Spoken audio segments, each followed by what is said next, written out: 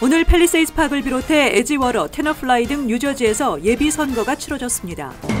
1.5세, 2세 등 차세대 한인들이 참여한 제36대 뉴욕 한인회 임원진이 구성됐습니다. 대사관이나 영사관, 수사관을 사칭하는 보이스피싱 사기가 발생하고 있다고 뉴욕 총영사관이 밝혔습니다. 연방 대법원이 다카 프로그램 케이스를 급행으로 심리해달라는 트럼프 행정부의 요청을 기각시켰습니다. 뉴욕시 보건국이 백신 접종 거부와 관련해 지금까지 총 123장의 소환장을 발부한 것으로 나타났습니다. 이상은 이 시각 주요 뉴스입니다. 시청자 여러분 안녕하십니까? KBN 뉴스입니다. 오늘 뉴저지에서는 예비선거가 치러졌습니다. 팰리세이드 파크를 비롯해 에지워러, 테너플라이 등에서 한인 후보들이 선거에 참여했는데요. 3명의 한인 후보가 나와 주목을 받고 있는 팰리세이드 파크는 하루 종일 투표소 분위기가 한산해 지난해보다 낮은 투표율이 예상되고 있습니다. 임동규 기자가 보도합니다. 오늘 예비선거가 치러진 팰리세이드 파크의 투표소. 지난해와 비교해 많이 한산한 모습입니다. 2명의 시의원을 뽑는 선거에 3명의 한인들이 출마하면서 선거에 대한 관심이 줄어든 것으로 보입니다. 하지만 각 후보 진영은 마지막 순간까지 유권자들에게 소중한 한 표를 행사해 줄 것을 호소했습니다. 주민분들과 소통하면서 앞으로 더욱더 베럴 커뮤니케이션이 필요하다는 걸 느꼈고요. 그리고 이제 의정 활동을 3년 동안 또 이어가게 되면은 시장이 좋아가지고 더욱더 이제 타운홀에서 미팅 같은 것도 많이 가지고 주민분들께 귀를 열어놓고 듣고 그리고 적극적으로 반영할 수 있게 노력하겠습니다. 그런데 많이 사실은 작년에 비해서는 아무래도 시장 선거가 있던 해하고는 다르겠죠. 그래서 지금 선거 참여율이 조금 오늘은 낮습니다. 그래도 저희들은 최선을 다했고 오늘 결과는 저희가 알 수 있는 게 아니고 아직. 조금 전 8시에 끝난 뉴저지 예비 선거에서는 팰리세이드 파크에서 3명의 한인이 시의원에 도전했고 테너플라이에서는 시의원 3선을 노리는 데니얼 박 후보가 그리고 에지워터에서는 시장에 출마한 김진한 후보가 선거를 치렀습니다. KBN 뉴스 임동규입니다. 제36대 뉴욕 한인회가 임원진 구성을 완료했습니다. 1.5세와 2세 등 차세대 한인들의 참여가 돋보이는데요. 찰스윤 회장은 모든 세대가 함께하는 한인회를 만들겠다고 포부를 밝혔습니다. 보도에 임동규 기자입니다. 뉴욕 한인회 찰스윤 회장과 집행부 임원들은 오늘 오전 본사를 방문해 뉴욕 한인회의 비전과 활동 계획을 밝혔습니다. 새롭게 구성된 제36대 집행부에는 1.5세와 2세대 한인들이 대거 참여하고 있습니다. 로펌에서 변호사로 활동하고 있는 마이클 임 상임 부회장, IBM에 근무하는 줄리원 부회장, 그리고 김한나 부회장 등 모두 주류사회 무대에서 활동하고 있는 차세대 한인들입니다.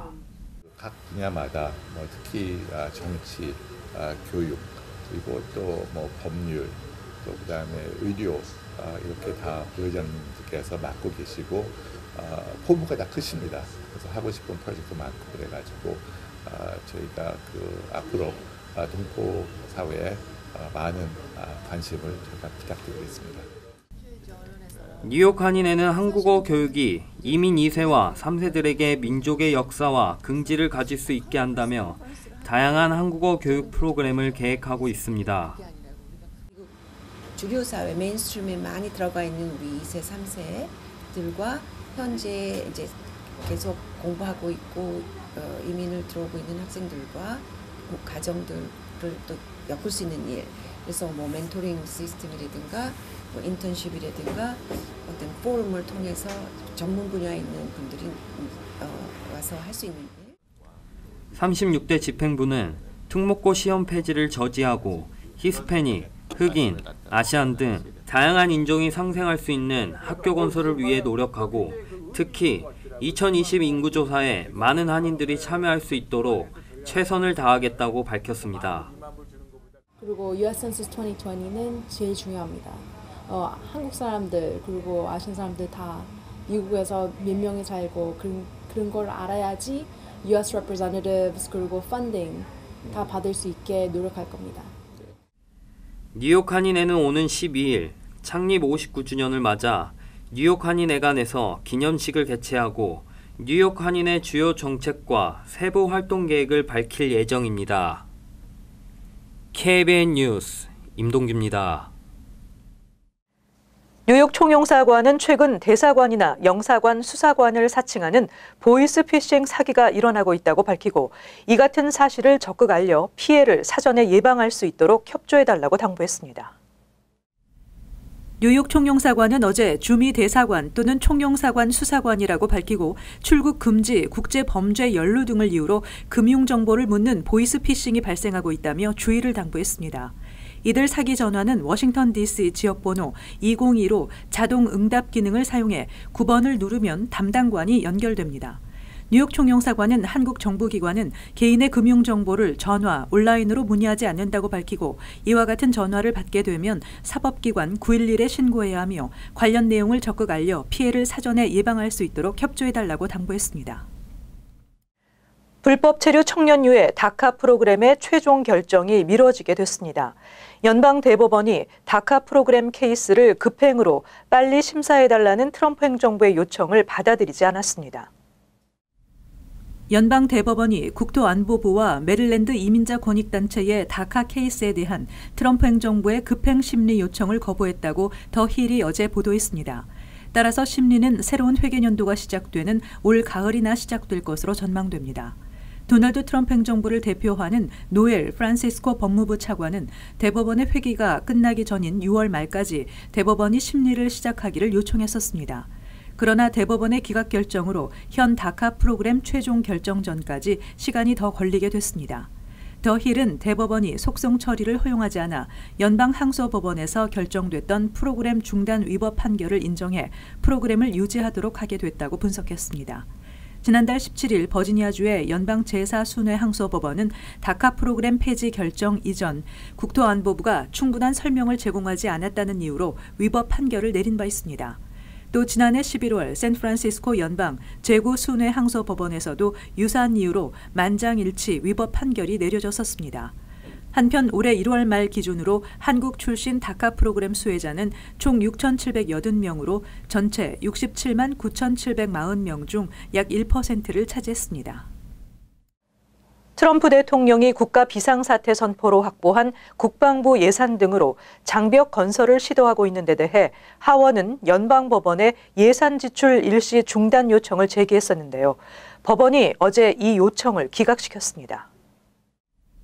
트레버 앤 맥패든 뉴욕 연방법원 판사가 하원이 대통령을 권한 남용 등 혐의로 고소할 법적 지위가 부족하다며 하원의 요구를 기각시켰다고 AP통신과 CNN 등이 보도했습니다. 민주당이 주도하는 하원은 트럼프 대통령이 국가 비상사태 선포로 확보한 국방부 예산 등으로 장벽 건설을 시도하고 있는 데 대해 연방정부 예산 사용처를 의회가 지정하도록 한 헌법을 위반한 것이라며 장벽 건설 비용 지출을 일시 정지해달라는 소송을 제기했습니다. 트럼프 대통령이 지명한 맥패든 판사는 헌법이 하원 의원들에게 행정부를 법정에 세울 지위를 수여하지는 않았다고 밝히고 법원이 대통령과 의회의 싸움에 개입하지 않을 것이며 법원은 양측의 싸움에서 편을 드는 것을 거부한다고 말했습니다. 법무부는 사법부를 정치적 분쟁의 수단으로 이용하려는 하원 의도를 차단하는 판결이라며 맥패든 판사의 판결을 환영하고 나섰습니다. 반면 하원은 항소 여부를 포함해 입장을 내놓지 않고 있다고 AP는 전했습니다. 한편 버락 오바마 전 대통령이 지명한 헤이우드 길리엄 주니어 캘리포니아 북부 연방법원 판사는 지난달 24일 트럼프 대통령이 비상사태를 선언해 의회의 승인 없이 예산 사용처를 정한 것은 삼권 분립에 위배된다며 장벽 건설 계획 일부를 중단하라는 가처분 결정을 내린 바 있습니다. 뉴저지주가 현행 오바마 케어로 건강보험 혜택을 받고 있는 주민들에게 이 법이 폐지되더라도 건강보험 혜택을 제공하기 위한 대체 건강보험을 추진합니다. 필 머피 주지사는 오바마 케어 건강보험 개혁법이 폐지되더라도 기존 혜택을 유지하기 위해 주정부의 기금으로 운영되는 스테이트 베이스드 익스체인지 SB를 만드는 법안을 발의했습니다. 주정부 자체 건강보험 거래소를 운영하고 있는 뉴욕주와는 달리 뉴저지 주민들은 오바마 케어 가입을 위해서 연방정부 웹사이트인 healthcare.gov를 통해 신청을 하고 소득이 적을 경우 보험료 일부를 지원받고 있습니다. 헬스케어.gov는 뉴저지주를 비롯해 28개 주가 이용하고 있으며 뉴욕주를 포함한 11개 주는 각 주별로 별도의 건강보험 거래소 시스템을 만들어 사용 중입니다. 뉴저지주 SB는 주민들이 비용 없이 기본 건강검진을 받을 수 있도록 하고 미성년자가 아닌 자녀들이 26세까지 부모의 건강보험을 통해 혜택을 받도록 하며 건강 상태와 관계없이 건강보험에 가입할 수 있도록 하는 등 오바마케어의 장점을 모두 포함하고 있습니다. 한편 뉴욕주의 건강보험 회사들이 내년도 오바마케어 개인 건강보험료를 평균 8.4% 인상해 줄 것을 요구하고 나섰습니다. 지난해에는 24% 인상을 신청해 결국 평균 8.6% 인상이 이루어진 바 있습니다. 내년도 보험료 인상안은 오는 8월 최종 승인 발표됩니다. 미국에서 홍역 발병 건수가 25년 만에 최고치를 기록한 가운데 뉴욕시는 홍역 백신을 의무화했는데요. 뉴욕시 보건국이 백신 접종 거부와 관련해 지금까지 총 123장의 소환장을 발부한 것으로 나타났습니다. 뉴욕시가 지난 4월 9일 백신 접종을 강제한 뒤 지금까지 발부한 소환장과 관련해 열린 심리는 지난달 30일 2건이었으며 아무도 참석하지 않았습니다. 백신 접종을 거부할 경우 벌금은 $1,000이며 소환에 불응할 경우 벌금은 $2,000입니다. 뉴욕시 보건국은 현재까지 벌금을 거둬들인 사례는 없다고 밝혔습니다. 시 보건국은 개인과는 별도로 뉴욕 시내 30여 개 학교에 대해서도 관련 조치 위반으로 벌금 티켓을 발부한 것으로 알려졌습니다. 한편 연방질병통제예방센터는 정례 발표에서 지난주 41건이 추가돼 올 한 해 동안 발생한 홍역 환자의 수는 총 981명이라고 전했습니다. 이 중 뉴욕시와 락랜드 카운티 두 지역에서 643명의 확진자가 보고됐습니다. 뉴욕시에서는 대부분 브루클린에 집중됐으나 최근 맨하탄과 스테이튼 아일랜드에서도 추가 확진자가 나왔습니다. 뉴욕주가 연소득 $50만 이하인 주택 소유주에게 재산세를 감면해주는 교육세 감면 프로그램 수혜 방식이 간편해졌습니다. 뉴욕주 조세국은 올 가을부터 연소득이 25만에서 $50만 주택 소유주는 따로 주에 등록할 필요 없이 자동으로 교육세 감면액을 체크로 수령할 수 있다고 어제 밝혔습니다. 그러나 세금 보고를 할 때 공제액만큼을 빼는 방식은 불가능합니다. 이번 제도 변경으로 교육세 감면액 수혜 주택 소유주의 89%가 별도 등록 없이 자동으로 교육세 감면액 체크를 받게 됩니다. 조세국은 주택 소유주들에게 이를 증명하는 양식을 발송하며 체크는 2019-2020 회계년도 교육세 납부 기한 전에 수령할 수 있을 것이라고 밝혔습니다. 연소득이 $25만 이하인 주택 소유주들은 기존처럼 세금 보고에서 공제 또는 체크 수령 중 방식을 선택할 수 있습니다. 그러나 2015년 새롭게 주택을 구매했거나 뉴욕주로 이주해 교육세 감면액 프로그램을 신청한 주택 소유주들은 교육세 감면액을 체크로 받아야 합니다. MTA가 현재 승객들에게 전철 운행 정보를 제공하고 있지만 이용객들의 불만은 늘 제기돼 왔습니다. MTA가 업그레이드된 뉴욕시 전철 운행 정보 서비스를 제공합니다. 메트로폴리탄 교통공사는 어제 오후부터 스마트폰의 MTA 앱에서 운행 지연 여부, 로컬 또는 익스프레스 운행 여부, 노선 변경 등 총 7개 카테고리의 정보를 확인할 수 있도록 하는 등 이전 기능보다 업그레이드된 전철 운행 정보 제공 서비스를 시작했습니다. 뉴욕시 트랜짓 앤디 바이포드 회장은 이번 서비스 업그레이드는 이용객들이 자세한 전철 상황을 파악할 수 있도록 도와준다고 밝혔습니다. MTA는 지난 2010년부터 승객들에게 전철 운행 정보 서비스를 제공해왔습니다. MTA는 뉴욕시 전철 이용객들의 불만을 해소하기 위해 사라 메이어 고객 서비스 팀장을 영입했고 그는 고객 불만 해소와 대응에 성공적인 결과를 내고 있다는 평가를 받아왔으며 이번 서비스 업그레이드를 주도한 것으로 알려졌습니다. 대중교통 이용 시민단체인 승객연합의 데니스 피얼스타인 대변인은 이번 업그레이드를 통해 MTA가 승객과 긴밀히 소통하는 모습을 볼 수 있기를 기대한다고 밝혔습니다.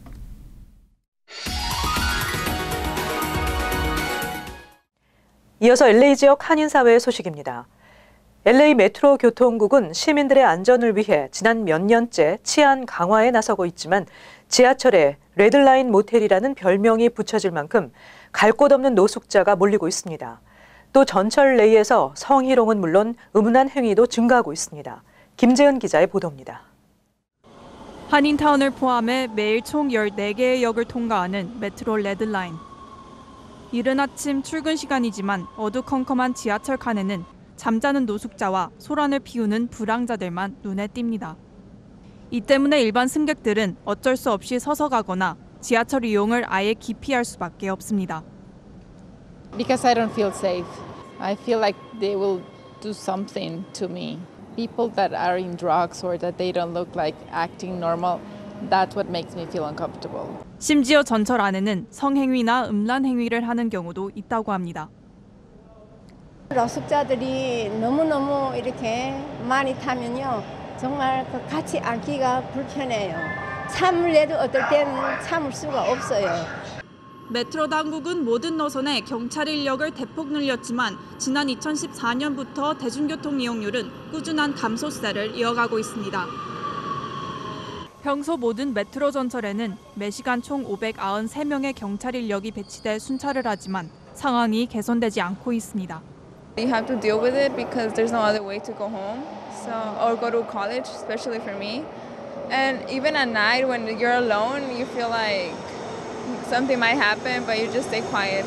이에 대해 메트로 당국은 배치된 안전요원 외에 역마다 CCTV가 설치돼 있다며 부적절한 행위를 목격할 경우 바로 신고해 줄 것을 당부했습니다. Not all stations have security, but all of our cameras do work, so you are pretty much watched. You can push any of those buttons, and then you can report it to Metro, and then Metro will call us or call LAPD, and then it'll be taken care of. 메트로 당국은 최근 전철 내에서 발생하는 각종 범죄를 줄이고 이용률을 높이기 위해 승객들의 불만 사항 접수를 시작하고 있습니다. MBC 뉴스 김재은입니다. LA 한인타운 내 한 건물에서 불법적으로 운영되어 오던 도박장이 경찰에 적발된 가운데 갱단과 연루된 사실이 드러났습니다. LA 경찰국은 경찰 특공대 스와트팀과 함께 지난 31일 오후 7시 30분쯤 한인타운 내 한 상가 건물에서 불법 도박과 마약 판매에 연루된 35명을 체포했으며 이 가운데 갱단 멤버도 포함됐다고 밝혔습니다. And that was at a local business, and the search warrant was served for gambling, trafficking, narcotics, sales of firearms, and prostitution. And there was 35, both males and females, and it's gang members as well, so it is related. 스와트팀은 최루탄과 연막탄을 투척해 용의자들을 검거했고 건물 안에는 불법 도박 기계와 마약류 그리고 현금이 발견됐습니다. 한편 LAPD는 범행 장소가 한인 교회라는 신고를 받고 출동했지만 확인 결과 교회와는 무관한 로컬 상가로 파악됐다고 전했습니다. 이어서 간추린 소식입니다. 백악관 청원 사이트인 위더피플에 게시된 5.18 기밀문서 공개 청원에는 어제 오후 2시 현재 1,182명이 서명했습니다. 이번 청원을 올린 민주평화당 최경환 의원은 5.18과 관련된 국내 자료가 대부분 왜곡 조작된 상황에서 미국 정부의 39년 전 기밀문서가 5.18 진상규명의 열쇠가 될 것으로 기대하고 있다며 5.18 진실이 밝혀질 수 있도록 해외 동포의 적극적인 동참을 바란다고 말했습니다. 뉴욕 총영사관은 오는 14일 오후 2시부터 맨하탄 총영사관 8층 대회의실에서 재외 동포를 위한 병무행정 설명회를 개최한다고 밝혔습니다. 이번 설명회에는 한국병무청의 국외 출장팀이 직접 참석해 국외 체제자 병역 제도와 국외 여행 허가, 병무 행정, 입영, 신체 검사 등 병역 행정에 대한 전반적인 설명이 있을 예정입니다. 참여를 원하는 한인들은 이름과 연락처 등을 작성해 11일까지 이메일로 반드시 사전 예약을 해야 합니다. 혈액검사 회사인 퀘스트 다이그노스틱스 환자 약 1,200만 명의 정보가 유출됐습니다. 유출된 정보에는 환자의 크레딧카드 번호를 비롯해 소셜 번호, 의료 기록 등이 포함되어 있으나 혈액 검사 기록은 포함되지 않은 것으로 알려졌습니다.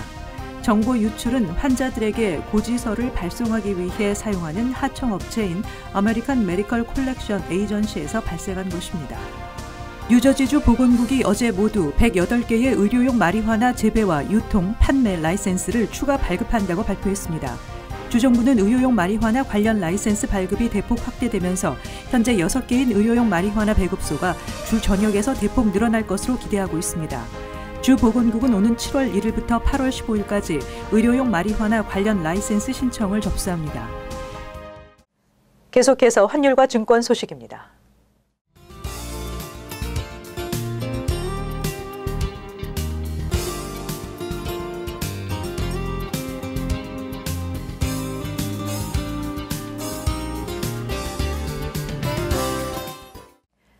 끝으로 날씨 전해드립니다. 수요일 흐리고 오후에 비나 소나기 내리겠습니다. 낮 최고 기온은 84도, 섭씨 영상 29도, 밤 최저 기온은 67도, 섭씨 영상 19도 예상됩니다. 목요일 흐리고 습도가 있겠으며 오전에 약간의 비가 내리겠고 오후에 곳에 따라 소나기 예상됩니다. 금요일 대체로 맑겠으나 지나가는 비가 예상됩니다. 이상으로 KBN 뉴스를 마칩니다. 시청해주신 여러분 고맙습니다.